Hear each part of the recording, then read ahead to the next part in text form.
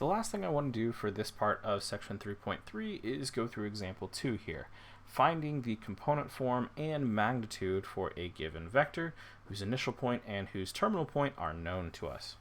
So in this specific case, we're looking at finding the component form and magnitude for vector v whose initial point is 4, -7, and whose terminal point is -1, 5. So we're going to go ahead and tackle this in order. We'll start by finding the component form, and then we'll focus on finding the magnitude for some reasons that I hope are pretty clear here. I'm going to go ahead and do this on the notepad, but keep in mind that the work included in the example is also here in the slides as well. So to go ahead and tackle this in stages, we want to start by finding the component form for our vector v. So remember how it was defined in that box we saw a couple slides ago. In this case, we're going to define it by using the difference in the terminal point's x value and the initial point's x value for the first part. So that'll be -1 minus 4, keeping in mind that this -1 is the coordinate of our terminal point, and 4 itself is the coordinate for the initial point. Then we're going to go ahead and do the same thing, but for the y's. So this will be 5 minus -7. The terminal point has a y coordinate of 5, and the initial point has a y coordinate of -7. It's always a difference, and it's always in the same order. Second minus first, terminal minus initial.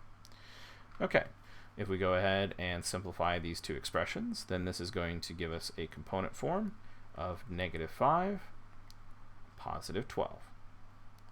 So this is exactly what we're looking for here. The idea being that, again, this is taking our directed line segment from P to Q, if that's our initial and our terminal point, and describing it as a vector v. So this describes all equivalent directed line segments to PQ. But we would normally conceptualize this as a vector whose starting position is the origin, and whose vector has a terminal point 5 units to the left and 12 units above that origin. Now comes the second part. How do we find the magnitude?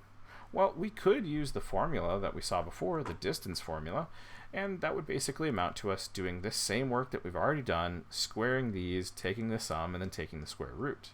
But because we've already translated v into its vector component form, we might as well just go ahead and use the shortened form. The magnitude for our vector v is going to be given as the square root of these two values squared and summed. So -5 squared plus 12 squared. Hopefully you've seen this enough by now to recognize that this is one of our Pythagorean triples. This will be 25 plus 144, which will give us 169, whose principal root is 13. And that's all we have to do.